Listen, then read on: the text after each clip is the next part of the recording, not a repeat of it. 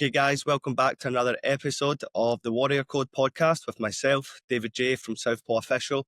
We have Simon Higgins here. Thanks for having me. Yeah, no problem. So, can you just tell the viewers who don't know you just a brief summary of who you are and what you do? I'm Coach Simon. I'm a level 2 England boxing coach here at Telford Amateur Boxing Club, and I run a YouTube channel, which is a boxing equipment review channel called Fit2Box. I've been doing it for 9 years, absolutely love it. And the core reason why I do it is to help people get better at boxing equipment. And that is basically why I started it and why I continue to do it to this day. So, guys, if you're tuning in today, this is going to be great value. Okay, we're going to be talking a little bit about the coaching side of things and how to develop as a fighter, as well as the amateur background, a little bit about equipment, but more importantly, how to build a brand and how to slow down the road of content creation. Yeah, Simon, can you just share a little bit about your beginnings, your story, and how you became coach at Telford Amateur Boxing Club? Originally, I obviously boxed for the club. As I started to reach the age where I couldn't box anymore, started to get more into the coaching. And my initial coaching, there'd be a session going on, the actual coaches would be at the front, and I'd be in the ring with my sparring gear on, and everyone would just get in there and I'd spar them all for the hour and a quarter, whatever it was. I'd just be in there because I love sparring even to this day. And that was really my introduction into coaching. Then what happened was there was a period of time when I was in a bank for a long time, 25 years, and they was offering voluntary redundancy. At the same time they was offering voluntary redundancy, the guys running Telford Amateur Boxing Club, they wanted to step back. It was a big commitment to run a boxing club, and they were just getting a bit busy with their own work. I was very fortunate that it was at the same time as I wanted to step forward. I stuck the gym on from there 9.5 years ago. I work on the basis of constant improvement. Everything that I do, even if it's a little bit, I try and get something to improve. Every single week, I try and get some improvement. And if you do constant improvement over a series of weeks and months, it is a massive improvement. You get some people, they'll do a big change and then they won't do anything for a year. Or say, for example, with videos on YouTube, they'll do a real load of videos and then they won't do any for a few months. Whereas mine has always been twice a week uploads.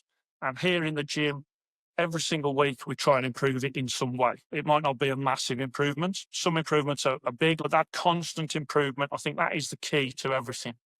Yeah, you know what? Straight away, right out the gate, you've already gave some good advice there, because I know a lot of boxers, they're in camp, and when they're out of camp, they're out the gym. You're never going to get to the levels you want to be like that. And the same with a boxing gym. Myself, I started at my local boxing gym, as many do.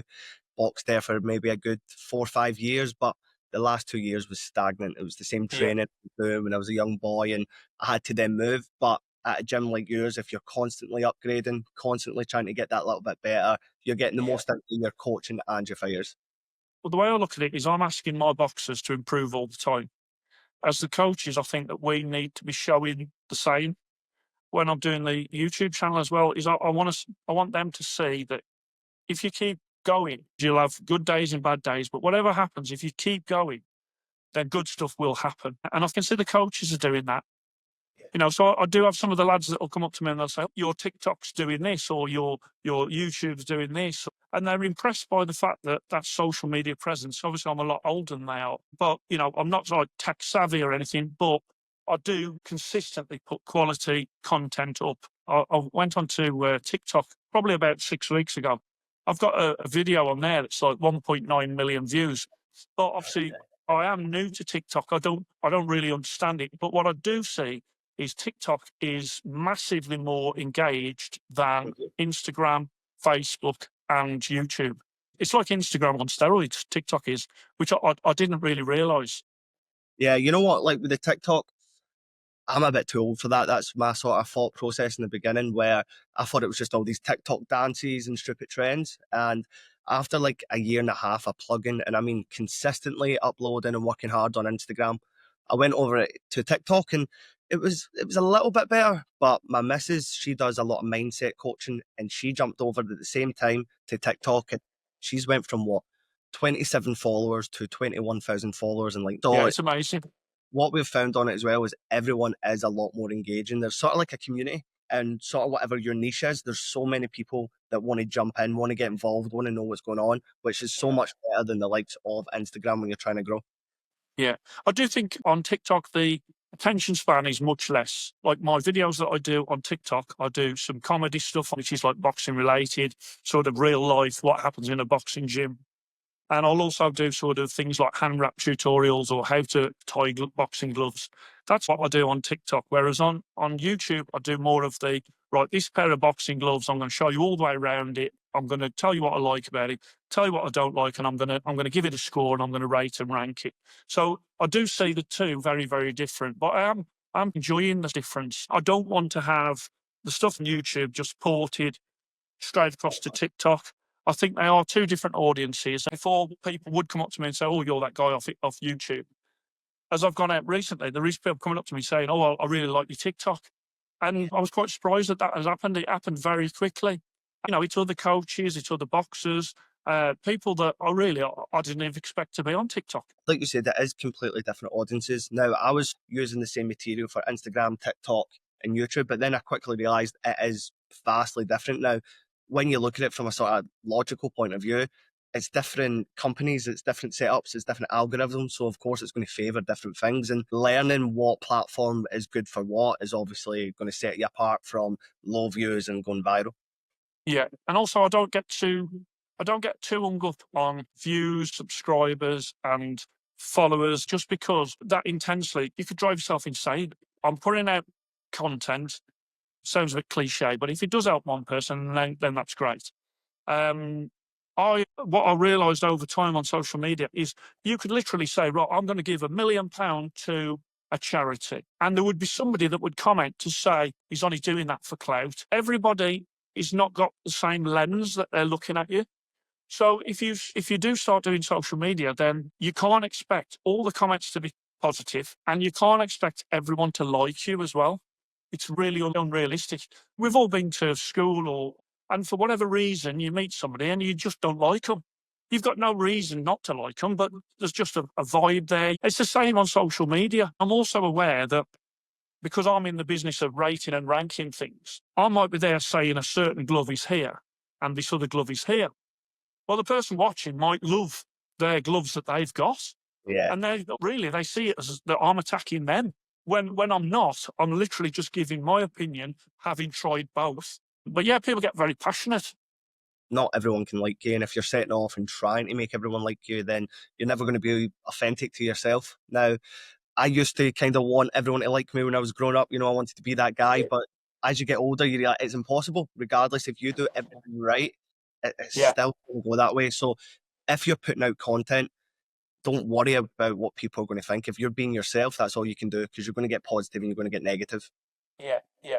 When I first started, there was a few reviewers that was out there, but it's changed a hell of a lot since I started. You know, I started to bring in things like gym footage. I've got a ratings system. I've got my Fit2Box ratings card. I've got my rankings. Whereas before it was, I like this product, I like this product. Now, once you start to rate and rank, then you start to put the cat amongst the pigeons. No, it's not like a vanilla channel where people are like looking and just thinking, oh, well, he just likes everything or he dislikes everything. They're looking and they're thinking, actually, he's putting his opinions out there. That upsets viewers, that upsets brands, because all the brands think that they're the best brands, Of course. and not all of them are. So Yeah. you've got me, the same, right, in my opinion, and I have tried a hell of a lot more gym equipment and tested more boxing equipment than probably most people on the planet. So it's an educated opinion. If I say, oh, you know, something's stylish and I'm pretty outgoing, and somebody who is a bit more reserved, and I'm saying, yeah, that's really stylish, and they think I would never wear that, then what they've got to do is got to take out of the reviews what they like and make their own decision on the bits that they want for them. You Yeah. know, I can't give the perfect glove for everyone, but I can point them in the right direction. I can point them to a group of products, a group of gloves, and say, look, one of these gloves will be great for you. Watch the reviews and you will be able to pick for yourself what you like the best. I had a video which was the Tyson Fury glove gate, where you had a lot of people thinking that he'd got the fist in the wrist of the glove and that it was all floppy on top. Yeah. Yeah. And Yeah. I did a video where I said his hand was open, His hand was there, but his hand was open. He was slapping. His fist wasn't in the wrist. And there's some people in there that just could not agree with that, no matter how much I showed them videos of Tyson Fury opening and closing the glove, which he couldn't do if his fist was in the wrist. Because they'd made up their mind, his fist was in the wrist. You ain't going to change their mind. I had thousands of conversations during that video. It had over 1 million views. I always used to think that you can change somebody's mind through evidence and reasoned argument. But I would say most people are very fixed in what they think. So let them Yeah. get on with it. That's it. You know what? I used to do the exact same thing. I'm like a stats, numbers, proof kind of guy. And I used to get into heated debates, especially boxing. It's such a debatable Yeah, top it is. Yeah. sport in it. Now, obviously, being with a mindset coach, I've learned a lot more now about fixed mindsets and open mindsets. There is just some people that it doesn't matter how much evidence is there. If they're wrong, they cannot see it. You know, and it's good if you have the ability to look at something and go, oh, you know what, I think I made a mistake there, and then change from that. You're Of in course. the best position possible because most people Yeah. can't actually do that. Yeah. Yeah. But the thing is, as well, people will put comments on social media because they want an argument. I don't really want to have arguments. And if somebody desperately feels that way, that's fine. Yeah, It doesn't change anything. Over the years, I've just learned to be a little bit more laid back about the numbers. I'm seeing a lot of it now where everyone's almost like they want to be famous. When I say famous, I mean sort of in a little small corner of the internet. But they're trying to get notoriety for stuff that's not got great quality. In 2025, quality is secondary to popularity, all right, okay. which when I was growing up, it was always about quality.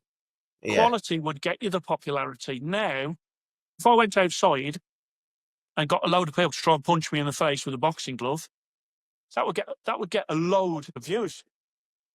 Do I want to really do that? I'm not yeah, really that interested. You know what I mean? I'm really pleased with the body of work that I've got on my channel. And yeah, I could do stuff that could blow up, but it's almost like you're selling your soul. You got to live with yourself after that. You've got this big fan base, but fan base for what? And ultimately, I think what I've got is a proper boxing community. yeah, I know there's a lot of like casual fans out there, and that's bringing a lot of eyes to the sport. But you know, when people are saying about white collar boxing and misfits, for me as a purist, it's great that these people are getting into a ring and then they're fighting on the streets. I like that. I admire anybody that gets into the ring.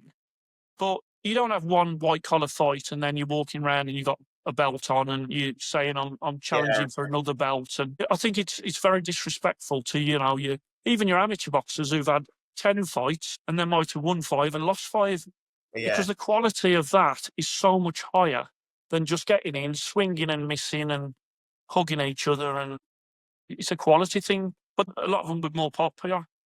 Yeah, for sure. Like, I think it's like the most viewed TikTok video of all time is Bella. I think it's Bella Porsche. I'm not too up to date in these things, but she's just making faces, and it's just Yeah. this. And you know what? Good on her. She got those views and she changed her life.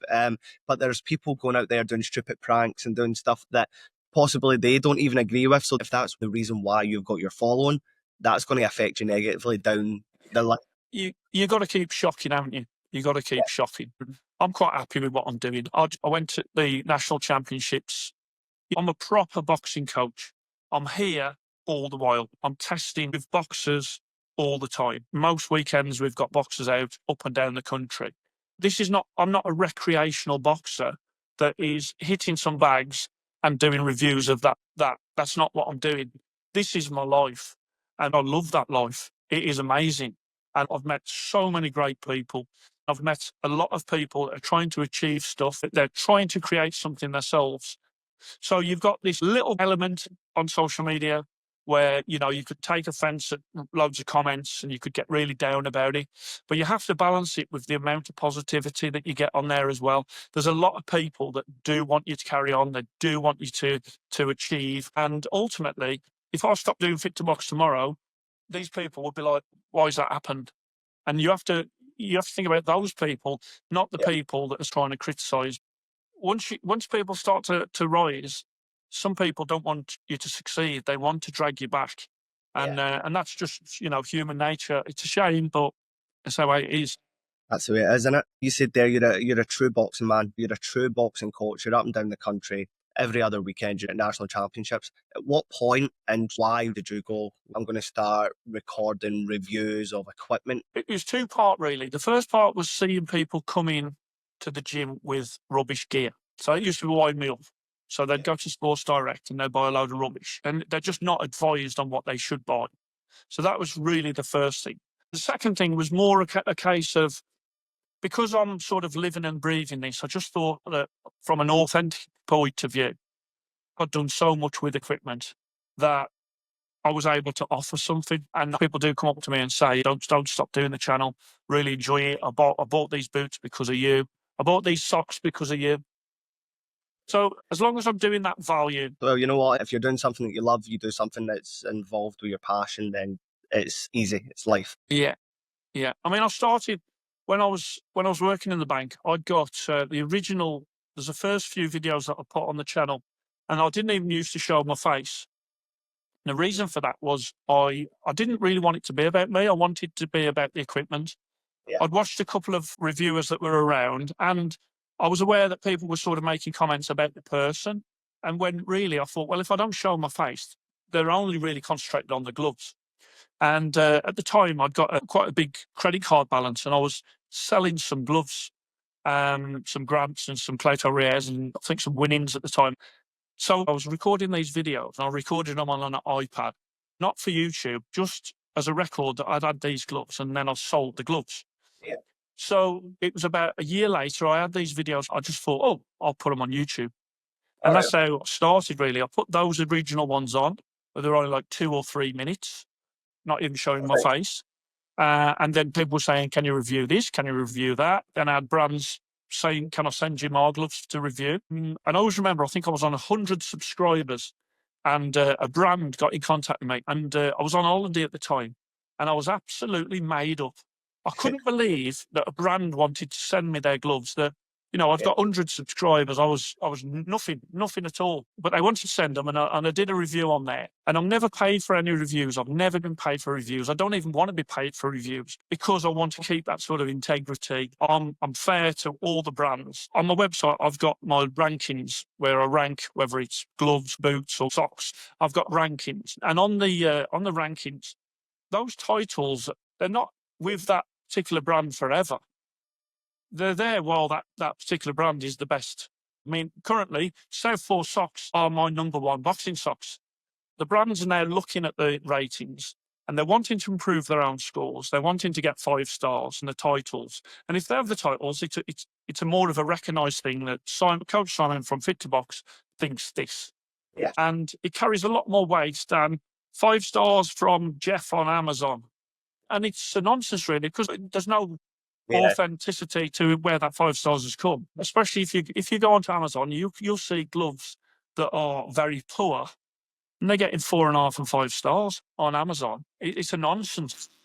Yeah, because that could be from someone who's working there or someone who's never put on boxing gloves in their life. This is 5 stars, and then an elite boxer's looking for a new set of gloves, see that 5 stars and go with that. So I see a lot of value in your channel is you don't get paid. You're not taking money from brands. And like you said yourself, that really does keep the integrity and the honesty there. You do have a reputation for that, for being so candid. Now, is that ever got you into trouble or a blocking from a certain brand? You'd be surprised how much I get involved in that.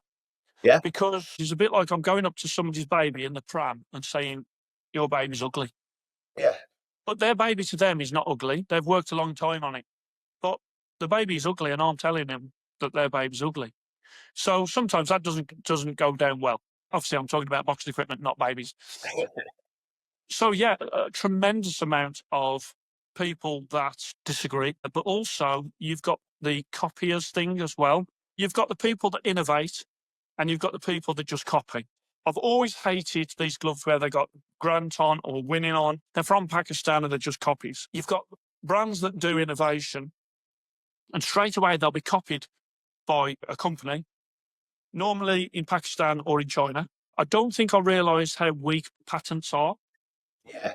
A patent is great in America, but if you're in Pakistan, you don't care about that. Yeah. And when people think, well, I've got it protected by a patent, well, not really. You have in your own country, and also to fight it as well is going to cost a hell of a lot of money. And what really surprises me is the amount of brands that have got no ideas themselves. And, you know, and I challenge back to them. I say, look, you need to bring something out. I can't reward you for just blindly copying somebody else's product and doing it cheaper. I can't reward you for that. You've got to come up with something your own. And so many of them just keep churning out somebody else's idea. I did a video which was innovators and copiers. I've come up with ideas, and other reviewers and other people have just copied my ideas. One hand, you could say it's flattering, and it's a compliment because people don't copy anything that's rubbish. Yeah. But the other hand, it is annoying Yeah. when it's a one-way street where I'm not looking around and thinking, oh, I'll have that from that person, that from that person. Everyone has inspiration. But Yeah. the amount of people that will copy things and give no credit to the person they've copied it from and pass it off as their own. Yeah. I was aware of this. There was a Instagram guy. I won't even mention his name. I won't even give him any airtime. But he was asking for people's hand wrap videos. So I sent in the Fit2Box hand wrap video, sent it in. After about a week, it had done about 250,000 views. At the time, I was made up. I was thinking, this is absolutely great. Then, after a few weeks, it disappeared off the channel. I got in contact and I said, oh, how come you've took it down? He said, well, every so often I just take the content down. And I thought, that's a bit weird. Yeah. A few weeks later, he was doing a hand wrap with my technique and he was saying it was him. I was like, oh, I can't believe he's done that. Yeah.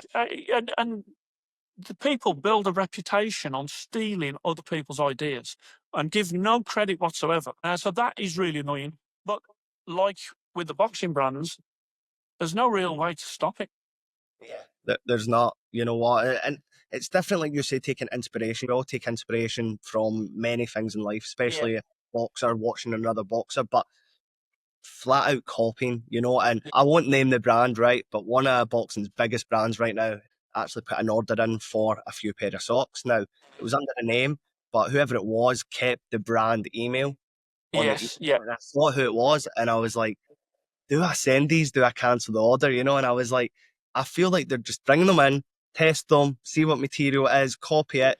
They've got millions and just chuck it out with a big marketing pool of money. But I sent it. I was like, you know what? Yeah, Like, yeah. if they're going to copy it, they're going to copy it. Now, I have seen a few sort of copycat type things for boxing socks, but at the same time, the issue is no one spends the amount of money that I do to make them. Now, I ain't from money, but I'm one of these guys that are just going to make something on the cheap and then just churn it out. Also, that's why I do charge a little bit more, because it costs a lot, but that's why it's so much better than everybody else's. Yeah, yeah. Well, the thing is, over all these years of boxing, I've used loads and loads of different socks. One stage, my favourite socks was like Nike Air Jordan type socks. Yeah. I just found they was comfortable in their boxing boots.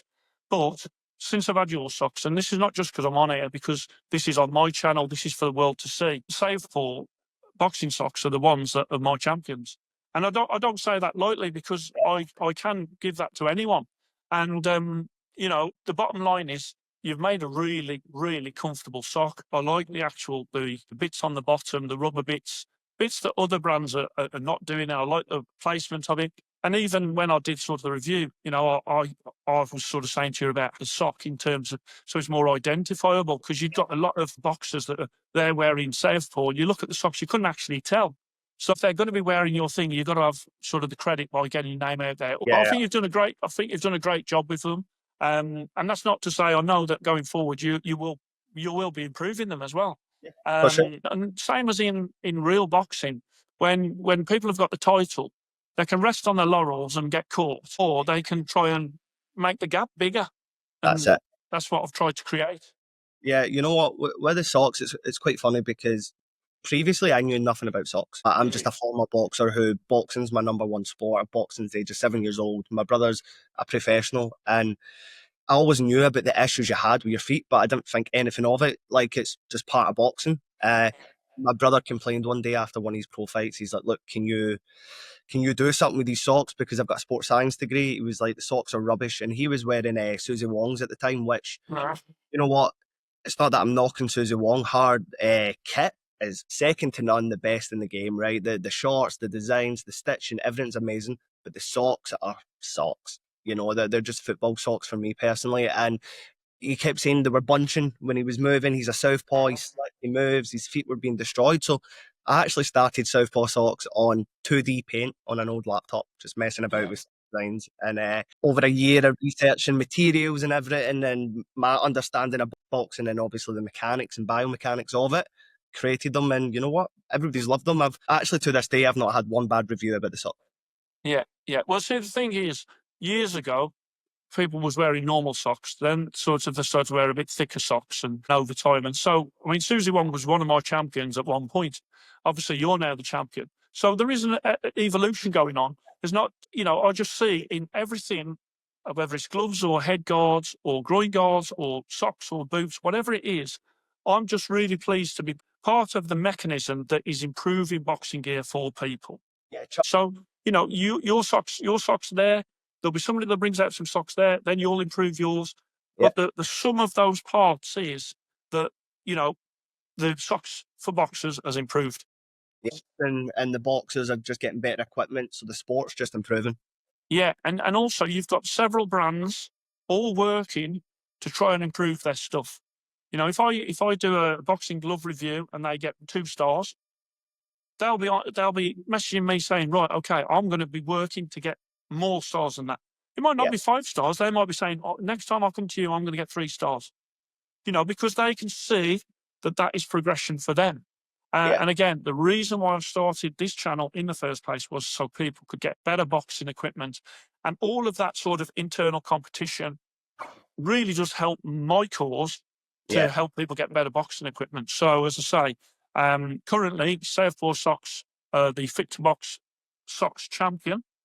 I'm not someone that just sits by. I'm ambitious. Now, with the socks, that was the beginning. I just want to bring out quality. However, where Southpaw is now is not where I'm going to be in 5, 10, 15 years' time. I want to revolutionise. I want to have the best boots. I want to have the best kit. I want to find ways to make wraps better because I had a lot of Yeah, hand issues. I want to do it all, even go down the lines eventually of promotion and marketing, and actually then even take boxers onto like a content creation course and sending them up. Because for me, my mum, single mum. There's like 8 of us in the household. I'm the oldest boy, and yeah, didn't have a lot of money growing up. Didn't know what we are doing. I wanted to box. I'm from a really rough area back in Scotland, and no one sort of took care of me. I was getting up at 5 in the morning, doing the runs, not eating right, not doing the right nutrition, not training right, and I'm suffering now because of that. yeah, So if yeah, I sort of put my stamp on it and help those who just don't know at that age, yeah. that's really what it is. It's not about the socks. It's about helping boxing overall. And there's so many people like yourself out there that, I've talked about the copiers before, but when it comes to the innovators, these people are doing testing, they're investing money in trying to improve stuff. It's a real shame sometimes because you can get people that they're working on stuff, they've invested a lot of money into something, and then within 2 weeks they get copied. It is Yeah, very, very unfair. But it's not just the smaller people that are getting copied. Obviously, the big brands, they'll do something and then they get copied. get copied as well. But it's kind of I try and put a flag in the sand and say, look, this is the company that did it first. Anything else that comes after, they're either copying it or they're trying to do a little adaptation of it. But I do try and give credit to the people that did it first. Am I going to do a video and say, "Oh, this company has blatantly copied this"? I don't see myself as the patent police, Yeah, and I have had massive brands that have expected me to be that have said, "Simon, how can you not call this out?" It's like, well, if you've got a patent, you enforce that patent. I'm a boxing equipment reviewer. It's not my job, but I can say you did it first. But I yeah. don't think I can go any further than that. They've got a YouTube channel of their own. They can do it themselves. It's much easier to try and get me to fire the arrows. Yeah, you know what? I see, even with Southpaw, I started it with no money. This is now very close to taking over my life. Financially, I'm very candid. It's not returned anything, to be honest. It's at a loss at this moment in time. However, I know where it's going, but Yeah, I'm doing the role of 6 different people because I don't have the money to go and get a marketer like a lot of these brands do. And for me, and even for you, they're the best socks in the world, and boxers need to be wearing them. I'm not saying that for Yeah. me to financially gain, which of course is nice, but at the same time, it's not enough eyes are on them, and I'm doing my best 15-hour days to make sure more boxers are seeing these. I find it's about enjoying the journey. When Yeah, I was working in a bank, I was earning a lot more money than I'm on now. But I'm loving every day. I'm loving the people that I meet, the people that interact with me online. I'm loving that. I'm loving the boxers here. I love what I'm doing. So for me, it's more about having fun on the journey than the money. I do get accused of being paid. I've never been paid for a boxing review since I started. And as I said before, I don't want to be paid. But you could easily earn quite a lot of money by being paid by brands. yeah, But I don't want to do that. You know, consultation, I think, is a different thing. There's a lot of brands out there that almost want advice, but they don't know what they're doing. So consultation, I really do think is different. Some brands are just more foresight. They look ahead further than other brands. So almost if I do a review and I give my verdict, it's almost too late that brand because I'm delivering them feedback during the video. I would improve this, this, and this. Well, if they'd have got in contact with me before and I told them improve this, this, and this, the product would have improved anyway because they would have had that knowledge. But I also have to balance the time as well because I'm yeah, running the YouTube, I'm doing one-to-ones in boxing every day, I'm testing every day. Another thing what I do is for my channel is I'm not the only person that's getting the equipment tested. I get equipment tested by lots of other boxers. And I think that puts me in a unique position. Ultimately, I give them some gloves. They do 12 rounds on the bag. I don't say anything to them in terms of price or what they're made of or the company or anything. And then they give me feedback. I add that to the feedback that someone else has given me, the feedback that I do when I'm using them. And then my review is almost like a whole review of several people's opinions. I think that that is a much more fair and whole review for my viewers to make their decisions on. Another thing, people accuse me of being biased, which always makes me laugh because the bottom line is I'm probably the most unbiased out there. I find it funny because originally, it was Clayton Riaz, which was my favourite gloves because I'd had a pair and I'd used them loads, loved them. Then I got some Winning, they was my favourite. Then I got Fly, they was my favourite. And we went through this sort of journey, and anybody that followed the channel saw this journey. It was only when I was saying, look, Fly is amazing. People say, oh, you're only saying that because you're British and you're biased. It's like, uh, well, was I biased towards Mexico when I was saying it was Clayton Riaz? Was I biased towards Japan when I was saying it was Winning? How come I'm biased suddenly now because it's a British brand? Somebody put a comment on the other day and they said that the channel is a propaganda tool for Fly and Hit and Move. Well, Hit and Move's an American company, and yeah, they put this comment onto a video where I just awarded 5 stars to a Mexican brand. So when these people actually look at what I'm doing, they yeah, can see the evidence is clear that I'm not biased. But it's very easy to say he must be biased, he must be paid. Another one was I don't do as much testing. I'm in a boxing gym every single day. It would be harder not to test than it is to actually do the testing because I'm here all the while. I literally would have the equipment next to me and I'd be saying, right, I'm not going to use that. The testing that goes on here has got to be more than everyone else. It's got to be just from a sheer time point of view. If I had a full-time job and then I was just going to a gym for a couple of hours and doing testing, there's no way I could put the rounds in that me and these other boxers are doing in the testing for this channel. There's no way. Maybe it's because I'm British. I don't know. Maybe it's because I'm a bit older. I don't know. But I seem to be the only one that people are like, he's biased. He must be being paid. He's not doing the testing. And I just think, where are these people coming from? I find it fascinating how people can say stuff online that is totally untrue as if it's 100% fact. yeah, yeah. And you know what? You're just never going to please everyone. I guess you Yeah. can get people that just disagree, people that are stuck in their ways, or even rival YouTube equipment reviewers are just posing a certain way. You're never going to please everyone, you know? Yeah. So just sort of moving on, say I'm a 16-year-old boxer and I've decided in his life I'm gonna go pro. However, I don't want to go that traditional way and I'm gonna do some content creation in the Uh-huh. same time. And I'm just starting. I don't have a YouTube, I don't have an Instagram, I don't have nothing. what would you say is the best sort of route to go? Could you give a sort of a foundation for someone that's looking to do that? I would say whatever you're going on, go with consistency. You've got to be consistent. Over the years, I've had people that have got in contact with me saying, I'm starting a YouTube channel, and I will always encourage that. What tends to happen is they might have 10 pairs of gloves and they might do 10 really good videos of the gloves. And then what happens? They run out of ideas, they run out of material, and they've got 10 good videos and then nothing. Well, what I've done is I just kept on going because I can have gear that I buy, gear that brands send me, gear that people walking through the door. So if a young lad walks in here and he's got a new pair of boots and I've never seen them, straight away I'm seeing gear that I wouldn't see. Mhm. If somebody's got a pair of gloves and they've just bought them, I'll say to them, can I do a review on them? I can borrow those gloves. I can do the testing. I can do a review on them. I've got access to lots and lots of material. That is an ongoing thing because more than ever now, companies are bringing out loads and loads of different things. So what I would say is when you start, you have to be consistent. One of the things when I first started is the existing boxing equipment reviewers, they weren't really that consistent. So I started doing twice a week. I did try to get it to like 3 and 4 times a week. But what I was finding is if you're doing 4 or 5 videos a week, you can't be doing the same level of testing as if you're doing twice a week. It's impossible. Yeah. And anybody that thinks that, you're going to find extra hours, you're not going to find extra hours. And nobody can have more time than I've got.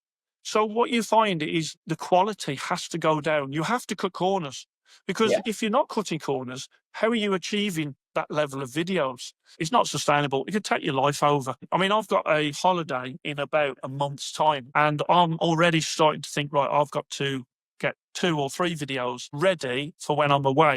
So I'm already sort of thinking that. But again, that's going to put a bit of pressure on because of what I do in the boxing gym already. Yeah. But I love it. So I'll carry on. You know what? I agree with everything you're saying. When I first started, obviously it was the socks, and I was like, right, I know nothing about social media, but I'm going to need to just start pushing stuff out. And I had a sort of perfectionist attitude when I was younger, so I'm grateful that I didn't approach it like that because you need to just keep pushing it out.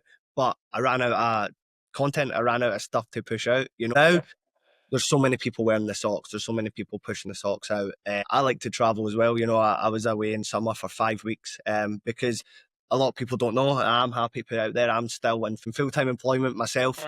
I'm a teacher, so I get the summer holidays. But then my whole summer holidays, every day is working Southpaw, one day off and repeat. I'm there for weeks just on the laptop doing videos, and you do need to be consistent. You need to sort of build up your videos. You need to plan. A lot of people just don't have a plan of action. Well, you need to enjoy the journey Yeah. because you can get very fixated. I really do want to get 100,000 subscribers. At some point, I want to have a YouTube play button, but I'm not depressed every day that I'm not there because it will come. I just keep doing what I'm doing and I'm enjoying what I'm doing. I think sometimes people are so fixated on where they want to be, they don't enjoy the journey of getting to there.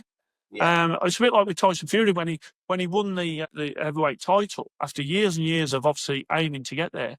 He almost left him feeling a bit empty, and he Yeah. went through a very dark stage.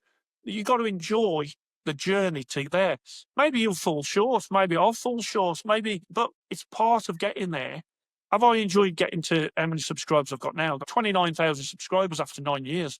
Some people get 29,000 subscribers in like 2 weeks. Yeah. But I'm not frustrated by it. It's just a matter of this is the journey. I've really enjoyed it. I've enjoyed the people I've met along the way.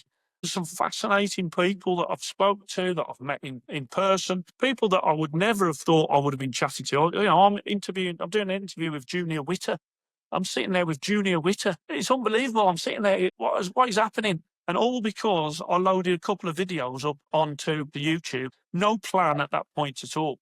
Yeah. The reason why I stopped doing the head only ones because people started to copy. So I had to reveal the face, and I was struggling to do the in-gym footage without revealing the face. So that was frustrating. Also, head guard reviews I was finding very difficult without putting the head guard on.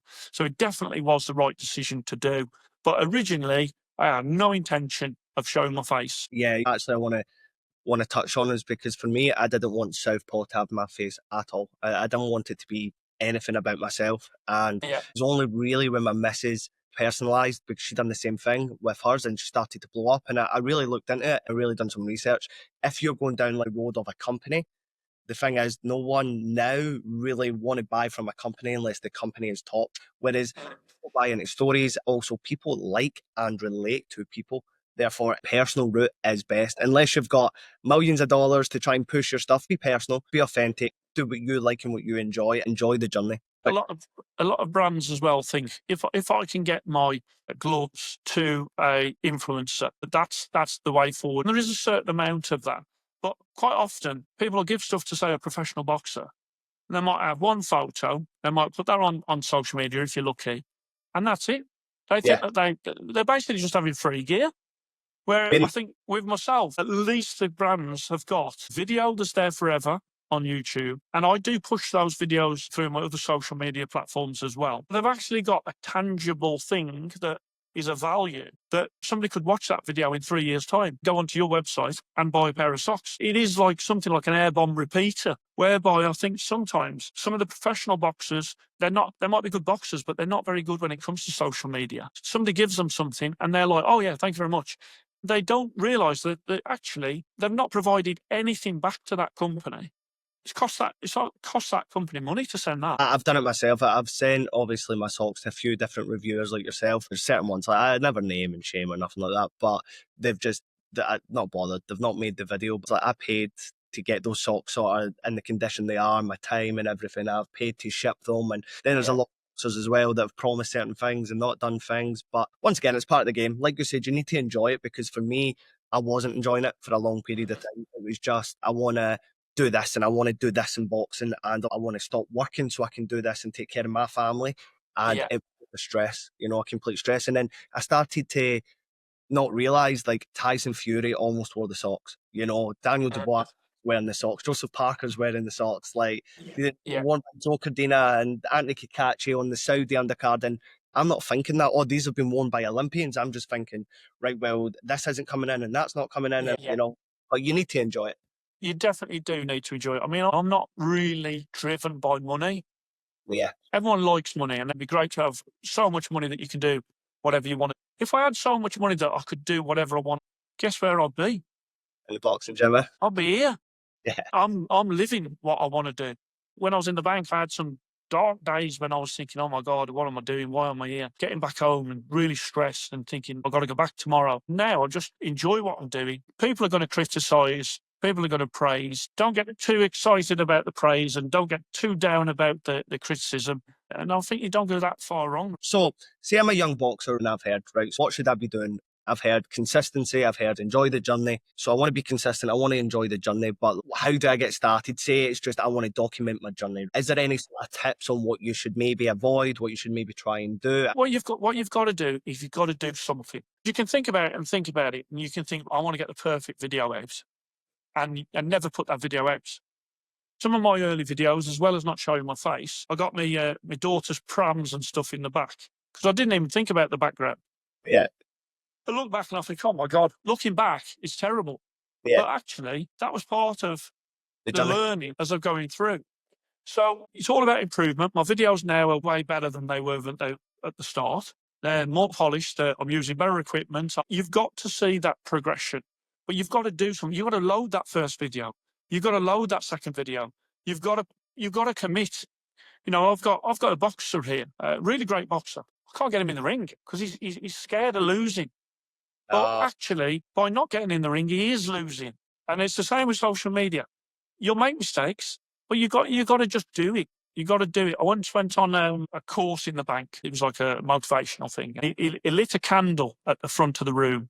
He said to everyone in the room, everyone concentrate to extinguish the candle, thinking that miraculously this candle was suddenly just going to extinguish itself because we was thinking hard enough.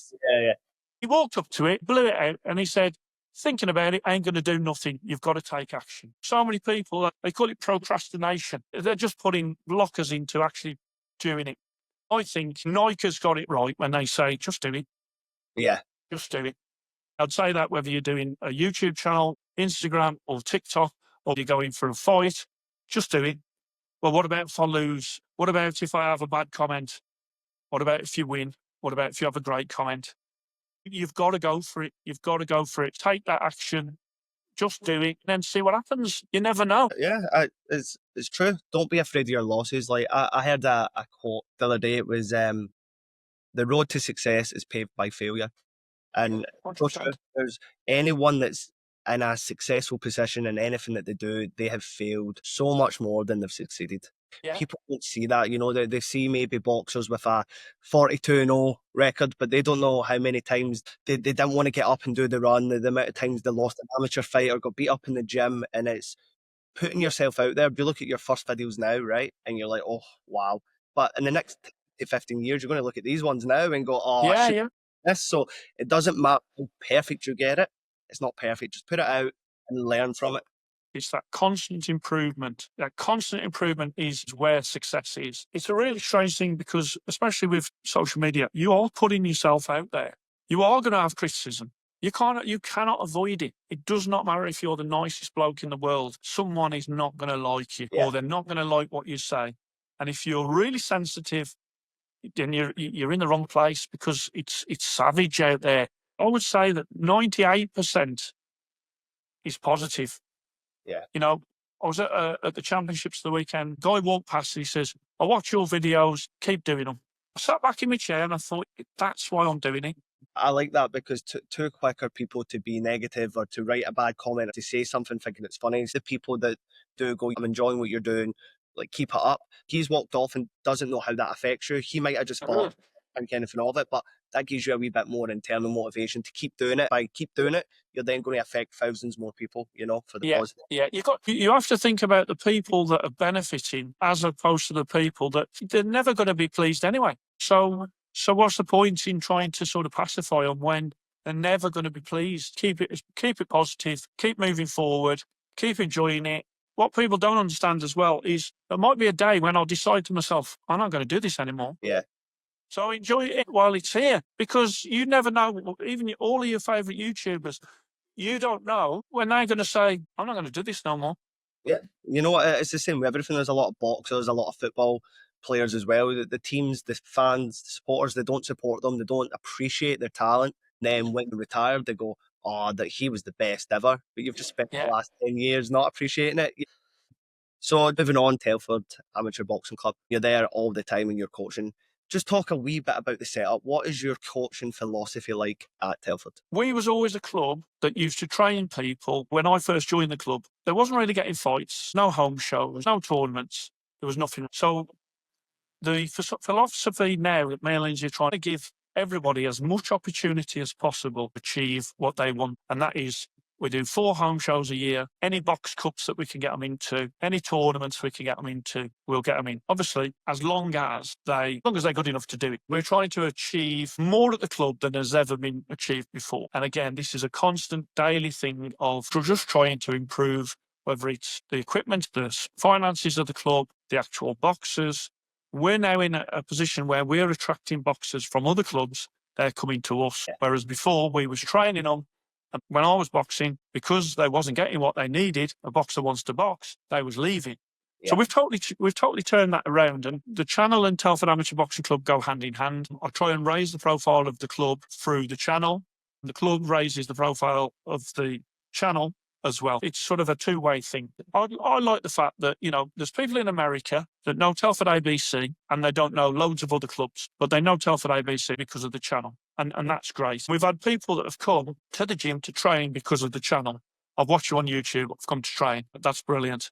I just want people to achieve their dreams, what they want to do in boxing. Now, that may be a national champion, Midlands champion, or it may be just getting into the ring. That may be the peak of what they'll do. But making sure that people can reach their potential in whatever they can do. Not everyone is going to be a world champion, but everyone can enjoy the sport of boxing. I think it's so true because obviously boxing myself when I was younger, I'm from Scotland, so it's different clubs, but you hear the likes of, West Ham, Rotunda, Repton, and Telford was never one that I'd heard of until I saw your videos. But now I know what Telford is. I know what your gym looks like. If I seen just a photograph of the mural outside, I can tell you what boxing that is. So it really does bring a lot of eyes towards the gym. Yeah, 100%. And, Little Telford ABC. In the last few years, we've beat people from Rotunda, from Repton. We haven't faced anybody from West Ham yet, but maybe it's great when you are sort of this not unknown club, but obviously those clubs have got massive reputations from champions over the years. They're where we want to be, and we're striving to do that. Every time someone gets a Midlands Championship, a box cup, or a tournament, they win, we put them in a gold frame. There's 11 gold frames. Now, that's only in the last 3 years. We've got 11 individual successes in terms of winning stuff, whereas that was a blank wall before. And if we did this podcast in 3 years' time, I want to be saying to you, there's 25 on. Course, in the likes of Scotland, I know it's a bit different now, but when I was younger, a lot of people can win the national championship after one fight. We've got, I think it was the semis, you said, and he had to get 4 fights just to Four get there. fights, yeah. England is big. People don't realise how many boxers are there, how many clubs are there. So to get 11 champions up in the wall in a frame, it's a massive feat. And obviously, for yourself and for Lindsay, it shows that you're doing something right with the kids. Yeah, I really do think that with the combination of the two of us, and I always give a massive credit. I come from a time when there wasn't many women, certainly no coaches that were women in a boxing club, and I'm a massive fan of it because women bring skills that men have not got, organisational skills, things that I couldn't do on my own. Me and Lindsay are able to do together. And I absolutely love it. It's great because she really is a fantastic coach and she's a good looking girl. She's a tattoo model. And you could look at her and you could not really acknowledge how good a actual coach the girl is, but she is a fantastic coach. She's actually a lot better than some of these old, gnarled boxing coaches that think that they've seen everything, done everything. Yeah. And Lindsay is a better coach in the gym. She's a better coach on the way to the fights. She's a better coach in the changing room. She's a better coach in the corner. And she's a better coach whether they win or lose after the fight. Some of these old, gnarled boxing coaches would never admit that, but she's better than them. Yeah, I can see that easily. My mum, she's taken me everywhere. You know, she's my sort of father and mother figure in life, and she loves boxing. It's a number one passion, and people are like, "What do you know about boxing?" Not realizing I boxed from the age of 7. My brother boxed for I think the age of 11. She's the secretary of a club. She's been in clubs for the last 25 Yeah. plus years. But Yeah. man or a woman doesn't mean you're automatically going to be a good coach or a bad coach.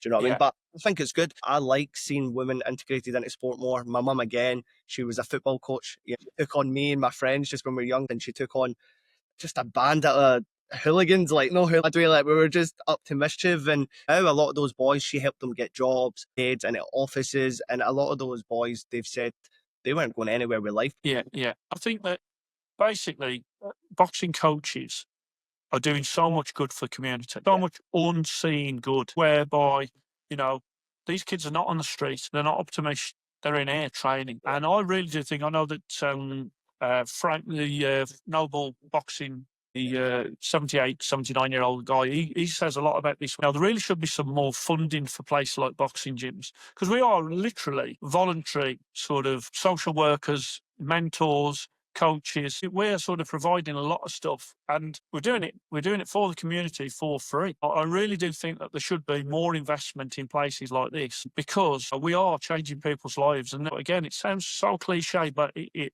is true. People that come into boxing, it does change their lives. It might, even if they don't do anything in boxing, the discipline, the environment, the hard work, just getting into the ring and exchanging punches with someone else. For the average person that's never going to experience that, it's just amazing for their character. Yeah, 100%. Now, I've had this debate and argument with so many people that boxing's just a violent sport and it's people beating people up. Like myself, I was sadly but true, I was a product of my environment growing up, which you would never Right. be now. I'm from a very street place, as people would don't know, but that was before a time of YouTube and social media where you can see there's a different life where you don't realize that hanging about the street corners is just going to go one way. And boxing changed that for me. I Yeah, got yeah. to the point where a lot of my friends were ended up in hospital or going to prison. You start.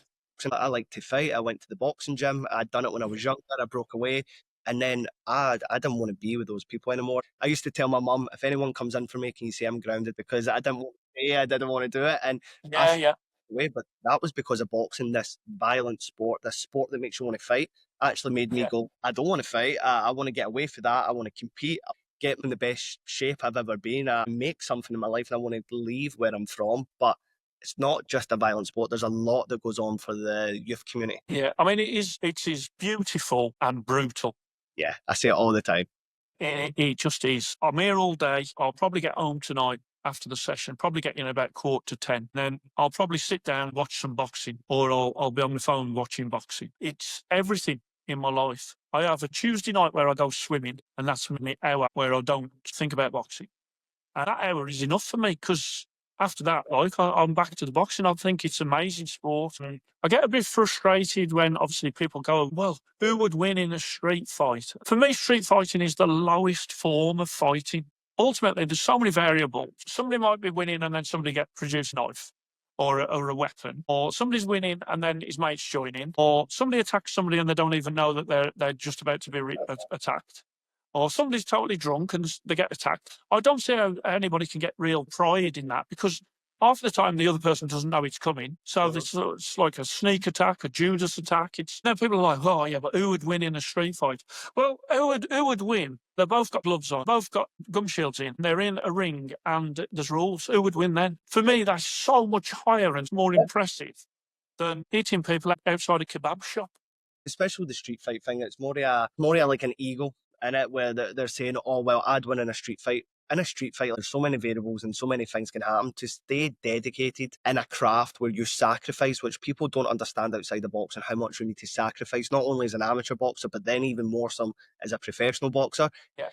Oh, I could win a street fight, but going to a square with a limited set of rules, knowing that you've trained every day, dieted, that's so much harder and more rewarding than some stupid scuffle on a street. I don't know how anybody can really be that proud of it. It's kind of just a nothing to me.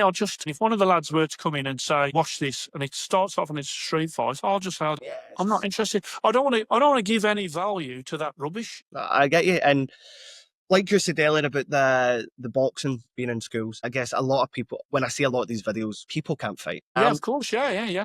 The best fighter Yeah. or nothing like that, because the best fighter in the world, they could lose to the worst fighter in the world. That's the way fighting goes. But men really in the UK do not know how to throw a punch, do not Yeah. know how to stand, and Yeah. it's a bit sickening. Now, boxing in schools, if someone doesn't do it by the time I get to that sort of stage, I'll do it, because it's something I always thought would be amazing. Now that I'm a bit older, I'd maybe say non-contact boxing, because you can still learn so much via the pads, skipping, Yeah. the discipline that boxing brings. Most people will never understand in their life, and they can be passed on to those boxing coaches, the ones that are actually qualified to handle the spars, as opposed to teaching Yes. in a school doing that. But boxing skills is a must, because Yeah. it's so much dedication and sacrifice that sets young men and young women up just to be the best version of themselves. Yeah, I think if you had a boxing ring outside every sort of pub and every nightclub, you could, if two people are starting going at it, you could put the gloves on and get them in. Chances are that they'd throw 30 seconds, 40 seconds of big swings, That's it. probably being braced with each other and go have a drink together. I actually think with sort of training, I think sparring is very important Yeah, yeah. for discipline and learning at schools like non-contact. That's fine, but if you're going to get in there and have a bout against someone, you've got to spar. Now, there's many different ways to spar. Hard sparring, certain amount of the time, but not all the time. Technical sparring, different like rules and different sorts of techniques being practiced. But I think you've got to get in there and you've got to practice what you're going to be doing. And then we do a lot of sparring here. People come here for the sparring as well. It's all controlled. Check all the gloves, check all the equipment, make sure everything is as safe as possible. And there's never any round that happens here where nobody's watching. There's always a coach, a qualified coach that is watching. We just try and do it in the safest, most controlled way. I mean, there is gyms where you can rock up, you can go and have a scrap up against somebody, and no one's even watching. Yeah, Which to me is madness, because the bottom line is when somebody gets hurt, who's going to save that person if they get knocked out? And there's that's it. nobody there. People are always talking about boxing being banned. I was like, when you go to a show, they're qualified people. There's no person in that ring, or there should never be a person in that ring that hasn't grafted and put hours and learned how to do this and conditioned their body on how to do this. Then you've got doctors ringside, you've got everyone there. If you take away boxing, you're just creating such a unsafe environment where street fights, anything can Right. happen. No doctors. People are going to do what people They're love going to to do. Yeah. Yeah. Boxing's banned when I was younger. I'd have went underground. I'd have boxed regardless. Yeah, yeah, yeah, yeah. If it wasn't there, you'd have to set it up, wouldn't you? We, we, I wouldn't get into the street fighting, but I'd probably find that I'd start to set up some boxing stuff. said, mate, I can't live without it, you know. And yeah, I boxed at quite a decent level, and the plan for me was always professional. So I kind of messed around in school when I was like, my teachers, I'll be a professional boxer, Yeah, and they're like this little boy, and I think they got to the point they realized, you know what, he's actually going to do it. But then I got in too many injuries, and I stopped. I kind of fell out of love with boxing because I've seen a lot of boys that I'd beat fighting for yeah, titles. I went to no qualification course in college, and then I built up, went to university, and everyone loves the boxing. There was two boys fighting for a British title. I hated it for so long, but then when I yeah, started Socks, I really got back into boxing and remembered how much I loved the sport. And yeah. It is fantastic. it's amazing. Even now, my missus, she thought it was the most barbaric sport ever, and she doesn't pull her punches. So she's like, hate it, it's barbaric, blah blah blah. She's changed now her concept of it. I actually had a fight recently as well when she came, so she's seen a different side. Yesterday, I took her on the pads, for the first time. She came off and she was like, you know what? Boxing's a lot like dancing. Out there, it's people Yeah, that don't get it. Boxing is just a lot like dancing. It's just such a yeah. flowing, peaceful thing. Yeah, it's so violent. I mean, now on sort of social media, I'll see some awful pad work going on. I'll see some awful coaching, and it's all dressed up as good stuff. But there's also some great stuff on there, and some great tips and stuff that people can pick up on. I can tell by just looking at somebody on a bag whether they're a boxer or not. Yeah. I can tell when they do their sparring whether or not they've done much sparring. You can spot the charlatans from the actual real people. But a lot of people going onto Instagram and TikTok, they don't know what they're looking at, do they? They're looking and they're just thinking, oh yeah, that'll work. When I know for a fact that if you do that, you're going to get knocked out. I know I say this all the time. It's both the best point of life for learning and the worst point of life for learning Yeah, because if yeah, you don't know and you're trying to learn, you don't know who's right and who's wrong. I remember yeah. myself, I watched Amir Khan and Marcus Maidana when I was younger, and I loved the way he boxed against Maidana. So I went into the gym and I was like, you know what, I'm going to come in, 8 punches, I'm going to be like this Yeah, fast. I went in and you know what, won the round easy, went in with another boy, beat him up easy, went in against a more experienced boy, and I was just like, whoa. And he was like, yeah, yeah, jump yeah, in like that. And if you don't know what you're watching and you're just making your own mind up from an uneducated point of view, it can be dangerous, especially in a sport. It's good to sort of identify who are the good guys in the likes of YouTube, like yourself, with the equipment. yeah. Tony Jeffries, Tony he Jeffries, great guy. great content as well. Yeah, Understanding who are the good guys and who you should be emulating and who you should be watching and listening from. yeah, yeah. It always amazes me. I'll watch somebody on the bag, and they're not very good. Then I look at the comments, and the comments are all like, super fast, you're amazing, this is good. And I'm like, what the hell? Where are they getting this from? Because Yeah, like what I'm looking at is not very good. yeah. Like obviously, I'm trying to make Southpaw a wee bit more personal, right? And I've got out of shape. I've had injury after injury, and I put a bag video up recently, and you know what was the only video I was nervous about? Really nervous because I've got boxers on here, right? And I've done one fight in the last 10 years, so I was like, Yeah. I'm going to get slated because I'm old, I'm fat, I'm slow. I actually got some positive reviews from Olympians and international Okay. medalists and stuff. So I was Yeah, like, yeah, yeah. no, I know it's not the best, and it wasn't what it was, but like Uh, that made me really nervous. So I don't know how yeah, people could really just blow smoke. You don't need to tear someone down, but like there is a lot of people saying that's great. Someone yeah. adopts that, and in a sport like boxing, it can be dangerous. You're getting like just a little snapshot. You can see somebody on the bag, and then you think their form's not very good. They could have done 12 rounds before they've even set the camera up. That's it, yeah. Or well, that might be their first 30 seconds. You don't. There's quite a bit of context there as well. I do some Mayweather pads, which it's just over and over and over again, and that has its place and it looks good on social media. But then I also do round after round where I'm just doing jab or I'm just doing backhand. I'm Yeah. just doing simple combinations. And so for me, I don't think you can turn around and say, "Oh, that's rubbish." And that's unrealistic because I think there's quite a range, especially with the Mayweather pad work, because it builds endurance. It's fun to do. It Like, makes them think when they're tired. It's yeah, also hand-eye coordination and muscle memory. And you do it so many times. Who's to know that in a fight, that the aim is that somebody does that, they block and they come straight back with it because they've done thousands and thousands of the same action on the pads. So unless something is totally rubbish, I don't discredit anything. I'd say, well, okay, where can this fit? yeah. Because I think there's a lot of things out there that are good. Yeah, for sure. And I think a lot of young boxers shy away from this because of these videos. They see the fancy stuff. Basics are so important. Like, see, Yeah, now, right, I'm 31 years old. My last real amateur fight was at 21 years old. Yesterday, my missus, she was chatting to me and I wasn't paying attention and she'd done this. And I just straight went like that. And that's yeah, just from hours and hours in the gym. yeah, yeah, You're yeah, just trying to do the flash of Mayweather or you're just trying to bang the bag. You actually need to learn the basic, drill the basic before you then branching off to these things. yeah, yeah. I mean, you obviously what you do get is people try and skip the steps. They try and go to the Lomachenko hand trap before they've got sort of the jab.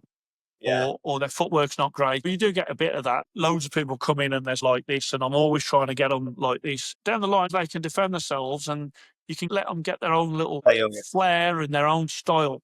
But really, if they're going to protect themselves, they need to have their hands up. You know what? It was funny because when I did sort of have that fight, right? Something about me is I'm not a big puncher. I'm not overly fast. I'm not overly technical. If I was to punch the pads or hit a bag, you would say this guy in the gym's better than me or that guy's better than me. But Mm. what I realized quick again was when I got in the ring is my boxing brain for me Yeah. and experience because I sparred in Dogan. He just fought Harlem Eubank there and he Okay.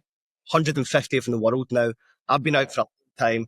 I can't Yeah. spar because my nose, so I was only body sparring. I went to Amir Khan's gym and he was there, and I'd only got to spar two boys who'd never had a fight. So, that's worth nothing. I went in with him, and see, when I went in there against him, it's a spar, but Yeah. Yeah. there, and I was like, that was good for me because you would never look at me. And it's the same with that. If you look at someone on a video and you idolize that, that might not be what it is. So just listen to your Yeah. coach, stay dedicated. Yeah, I think listen to your coach is a big one. It's a big one. Listen to your coach because they're trying to get you to fight in a certain style as well. And no matter what you see on social media, you do try and bring these things in. But ultimately, your coach is trying to get you to a certain point, and that you've got to trust their process. If you're going to that gym, then you've got to trust that they're going to be doing the right thing for you. Here, I think we give them a fantastic chance and opportunity to do what they need to do in the sport. Years ago, we would have loved this setup what me and Lindsay have got now. If I'm a coach, and I'm starting off, say I'm the coach now of Telford of what it was, in my local community, what advice would you give to the coach to make this gym something? It's about practicing. You're trying to improve as a coach all the while as well. It's not, no, I'm the best coach and you can't learn stuff from other people. I'm constantly looking at other coaches, whether it's the instructions they're giving in the corner or pad work or whatever they're doing. I'm having a look and I'm saying what is good and what is bad.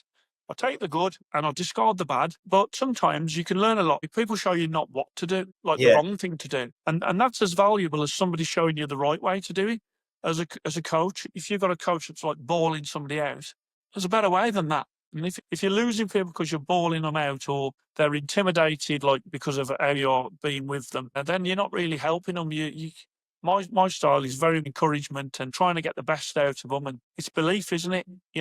You're trying to raise somebody to believe that they can do something that they don't think that they can do. So a lot of it is mental, but it's that support. I don't think people are as loyal as they used to be. I think sometimes they have the attitude of, I've lost a fight, I'm going to go to a different club. I think what they do by doing that is they totally miss the point of the process because you are going to lose. You learn from those losses and you come back stronger. Does that sort of look at yourself more than blame everyone around you? Did you do them runs? Did you do the things that you was doing in sparring? But it's very easy to blame someone else. yeah, I know. And in a sport like boxing, it's the most accountable sport in the world. You have to be Ah, accountable.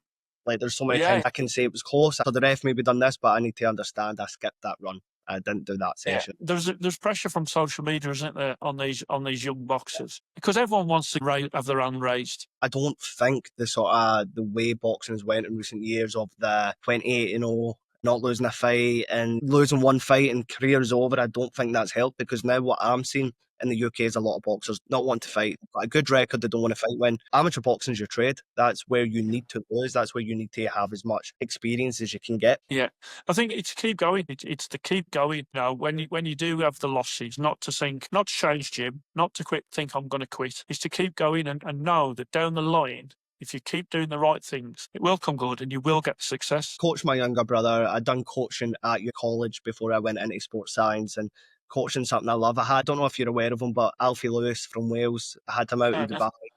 and I was just working on some stuff that I did as an amateur, and it's the greatest thing. See, Yeah, it's amazing. a lot of value there, guys. I will be making shorts. I will be talking about things individually. However, if you are going to be going down the route of content creation, stay consistent. Listen to what Simon said. Walk along the path that's already been set for you. All right. And we will discuss this further. We will talk about it more. But like I said, a lot of value. If you are coaching, if you are trying to build your gym from nothing to something, then you need to, one, enjoy what you're doing, and you need to be accountable. You know, you need to learn on the road and have a mindset where mistakes are okay, failure is okay, you're going to progress. Right, Simon, just to finish, we're going to create a perfect fighter, and we're going to do it quite quick. I'm going to throw it at you. So you get to craft perfect professional fighter. So hand speed, whose hand speed would you want? You just fire a fighter at me. Pacquiao. Okay. Power. Tyson. Footwork. Mike Tyson. I thought that. Footwork. Lomachenko. Boxing brain. Lomachenko. Inside fighting. Inala. Chin. Triple G. Cardio output. Probably Pacquiao again. And last one, mindset. Mayweather. Yeah, I mean that was with no thought whatsoever, but just off the top of my head. Off the Yeah, top of well, yeah, I'm sure if I thought about it a bit longer, I could come up with some others. But boxing's one of those sports. I think I agreed with a lot of that anyway. Duran maybe on the inside fighting, but like yeah, well, it's different bread and butter in it. Yeah, the thing I like about Lomachenko is with the angles and stuff. With the angles, I just think that he's hit on something that I don't think a lot of people realise is so effective, because he puts himself in positions. So it's one thing to just be infighting, but if you're actually put yourself in a different angle where you've got the ability to hit and they really haven't, I also think that is amazing in fighting, because you're protecting yourself while actually scoring. I really see it, because with Lomachenko, even though he's so highly regarded, I still think he's massively underrated for what. Oh yeah. The way he hit a patters in range just to set up the movements or the shots. Yeah. You can just let your hands go like that in range and be confident that you can gauge that spin off, and then even the pull of the guards, the lift of it, it's sensational. Like. Yeah, lovely little things, and I think Usyk is just a bigger version, but shows it's as effective. I mean, obviously, I'm Orthodox and they're Southpaw, but I could still appreciate the skill that is involved. Just lastly, something that's missed with both Usyk and Lomachenko is their mindset and just their mental abilities. Now, I see a lot of boxing is just fitness. When I was growing up, it was all about the art of fighting, the art of boxing. Now, it's more fitness, then the boxing's down here, but everyone misses the mindset. Like Lomachenko, when he was younger, he used to spar, and then after sparring, his dad would make him do puzzles. And people are like, well, what's that? It's at that point of exhaustion, at that point of tiredness, you're thinking, you're cognitive. When you go into the ring 20 years later, Usyk and Tyson Fury boxed amazing. People that are saying he done unbelievable, but Usyk is on a different level. He's just can't get there. But that's years of mental preparation and mental practice that most boxers don't do anything like that. I think doing something different. I mean, we do a variation of the Customato numbers. I've looked at his numbers and then I sort of even them out so it works for all. But I see so often the coach is working with 3 numbers and we work with 10. If you work with that now and someone's working with 3, it just goes like that, doesn't it? It just of course. So I want to throw it there is, if you are a young fighter, do brain training, run, think. What I always tell my fighters, and I said it to Alfie Lewis as well, and he thought it was a bit different, but he enjoyed it, was when he was sparring in Dubai. After the first round, I was like, tell me something that your opponent does that's good, something he does that's bad, and something that you should improve on. But that's free to think about whilst you're now just going to go and spar someone at a good level. So he came back and he was like, well, he does this good, he does that bad. I'm not sure about me. And I was like, it's fine, go back out, think about it, and back. And I was like, right, well, he does that bad, so now try this and do that. But what that gets him doing, it's not about winning the spar, it's 10 years in the future when he goes in and he's fighting, he starts to see what they're doing good, what they're doing bad, and then only he can make that decision. It's that thinking, isn't it? It's not just about throwing your hands, it's about working out your opponent. Yeah, and it's so intricate. Simon, thank you so much for coming on today. Honestly, it's been a pleasure.